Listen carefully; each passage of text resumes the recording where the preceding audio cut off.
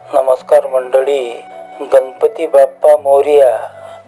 मित्रांनो, भाद्रपद महिना आला की घराघरात आणि गल्ली बोळात एकाच नादाची घुमघुम सुरू होते, ती म्हणजे बाप्पाच्या आगमनाची. महाराष्ट्रात सार्वजनिक गणेशोत्सवाला एक मोठी ऐतिहासिक परंपरा आहे. 1893 मध्ये लोकमान्य बाळ गंगाधर टिळकांनी या उत्सवाला सार्वजनिक रूप दिले. इंग्रजांच्या काळात लोकांना एकत्र आणणे, सामाजिक सलोखा वाढवणे आणि स्वराज्याची भावना जागी करणे हा यामागचा मुख्य उद्देश होता. खाजगी घरात पूजले जाणारे बाप्पा गल्ली बोळातील मंडपात विराजू लागले आणि तेथूनच सुरू झाला हा भव्य लोकोत्सव. पण या भव्य उत्सवाची खरी पायाभरणी कुठे होते माहिती आहे? ती होते या मूर्तिकारांच्या कारखान्यामध्ये, जिथे मातीच्या एका गोळ्याला जिवंत देवत्वाचे रूप दिले जाते. मूर्ती घडवण्याची प्रक्रिया कच्ची माती भिजवण्यापासून तर साच्यात घालणे, वाळवणे आणि हाताने फिनिशिंग करणे. माती मळताना आणि साच्यातून मूर्ती बाहेर काढताना कारागिराला खूप मेहनत करावी लागते. मूर्तीवर वापरले जाणारे नैसर्गिक वॉटर कलर आणि डिझाईन ही सर्वात महत्त्वाची भूमिका असते. याबद्दलची माहिती घेण्यासाठी आम्ही आलो आहे संभाजीनगरमधील चिकलठाणा भागात चौधरी कॉलनी स्थित असलेल्या वंजारे बंधू यांच्या स्टुडिओला भेट दिली असता त्यांच्याशी केलेली बातचीत. नमस्कार. नमस्कार. आपलं नाव सांगा आणि आपण किती वर्षापासून मूर्त्या बनवता हे सांगा. माझं नाव श्री किसन बनचर आहे आणि मी 50 वर्षापासून गणपती. पण हे कोणाकडून काम शिकलेत? हे आम्ही परंपरा काम आहे आमचं. आमचे वडील करायचे, हा. वडिलानंतर मी करतो, माझ्यानंतर मुलगा करतो.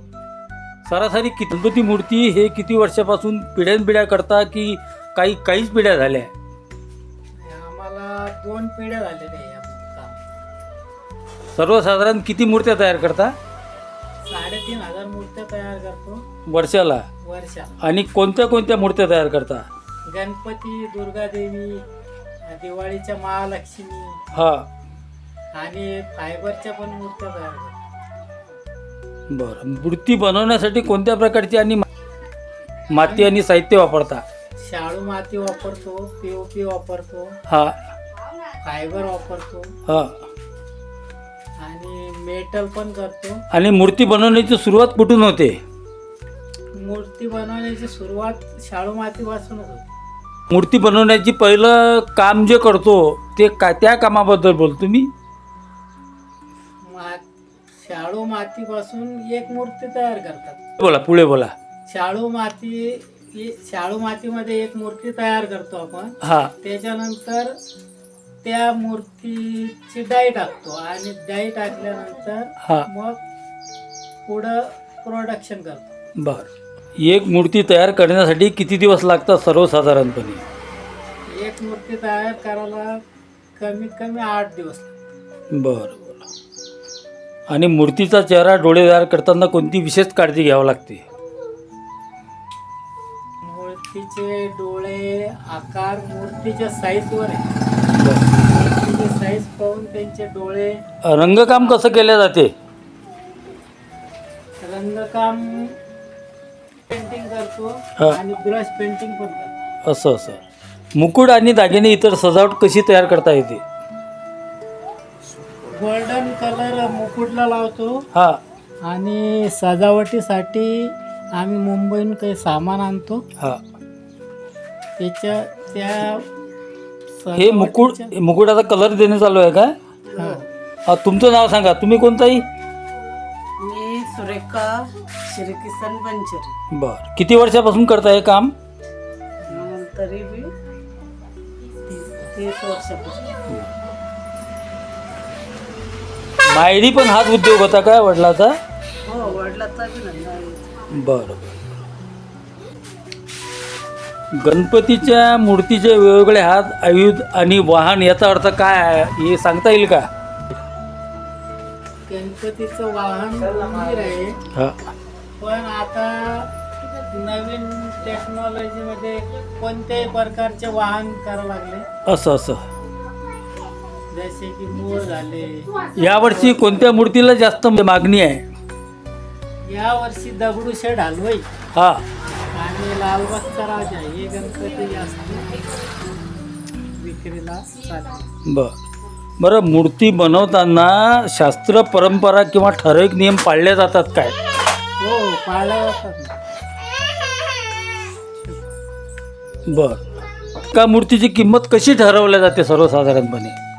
एका मूर्तीची किंमत, मूर्तीला जो खर्च लागतो हा आणि आमची मेहनत हा. हे मिळून मूर्तीची किंमत ठरवली जाते. बरं. मूर्ती बनवण्यासाठी खर्च हा त्याच्या आकारानुसार, बरं बरं बरं. मूर्तीच्या आकारानुसार. सर्वात मोठी मूर्ती बनवताना कोणत्या अडचणी येतात? मूर्ती बनवताना एक तर मोठा शेड पाहिजे हा आणि त्या शेडमध्ये समजा 30 फुटाची मूर्ती बनवायची तर हा. त्याला 35 फुटाचं शेड लागतं. बरं 10 फुटाची बनवायची त्याला 20 फुटाचं शेड लागतं. बरं. पूर्वीच्या तुलनेत मूर्ती बनवण्याच्या पद्धतीत आज काय बदल झाला? आज खूप बदल झालेला आहे. पहिले पूर्ण काम हातानं करायचं, हा. आता मशिनरी निघल्या त्याच्यामुळं काम फास्ट होतं. असं का? काय फरक आहे? शाळू माती अशी आहे की ती विरघळती, हा पाण्यात टाकल्याबरोबर 5 मिनिटात विरघळून जाते. हा आणि हे प्लॅस्टर ऑफ पॅरिस आहे, हा. हा विरघळत नाही पाण्यात. बरं. त्याच्यामुळं शाळू मातीच्या गणपतीची खूप मागणी आहे. पर्यावरणपूरक मूर्तींना किती पसंती देतात? ग्राहक पर्यावरण मूर्ती आहे हा. त्यांची किंमत जरा जास्त आहे, त्याच्यामुळं लोक या मूर्त्या घेत नाही जास्त करून. असं का? आणि प्लास्टर ऑफ पॅरिसच्या ज्या मूर्त्या आहेत हा. यांना मागणी जास्त आहे. बरं, ग्राहकाला मूर्ती विकत असताना नेमकी कोणती माहिती कारागिराला द्यावं लागते म्हणजेच त्या मूर्तीची किंमत तो ग्राहक देते? ग्राहकाला मूर्तीची फिनिशिंग, हा. कलरिंग हा आणि मूर्ती जे काम केलेलं आहे या हा. कामानुसार मूर्तीची किंमत ठरवली जाते.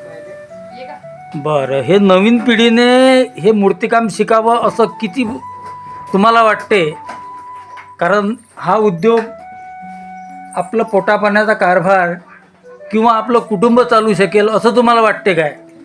हो हो, हा धंदा म्हणजे हे जे काम आहे मूर्तिकाम हा हे करायला पाहिजे नवीन पिढीनं. हा आणि त्यांनी याच्यातून शिकून चांगलं काम केलं हा.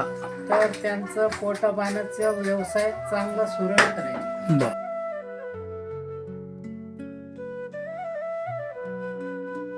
मूर्तिकारांचे कष्ट आणि समर्पण हे लोक सलग 4 ते 6 महिने रात्रंदिवस एकच ध्यास घेऊन काम करतात. सण संपला की पुढच्या वर्षाच्या तयारीला लागतात. त्यांच्या त्यागाची जाणीव समाजाने ठेवणे गरजेचे आहे. आज आपण जे भव्य देखावे आणि मंडप पाहतो त्यामागे या मूर्तिकाराचे चालणारे अथक परिश्रम असतात. या गणेशोत्सवात बाप्पाची मूर्ती घरी आणताना या हातामधील कलेचा आणि त्याच्या कष्टाचा सन्मान नक्की करा.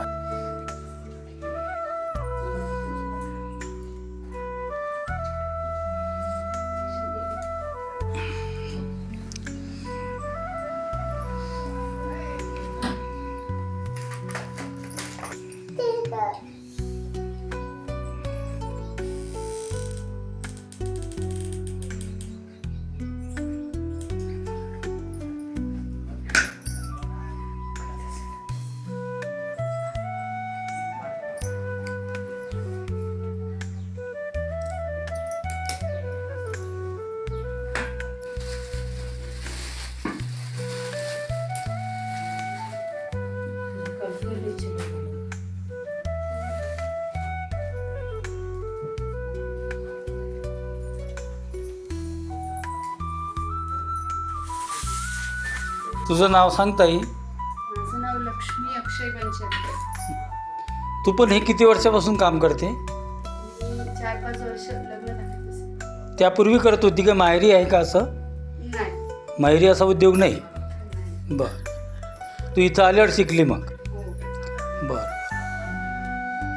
आता हे तू काय करत आहे? सजावटच करत आहे? हो.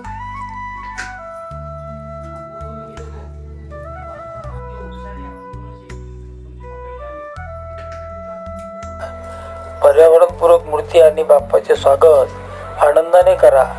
व्हिडिओ आवडला असल्यास लाईक करा.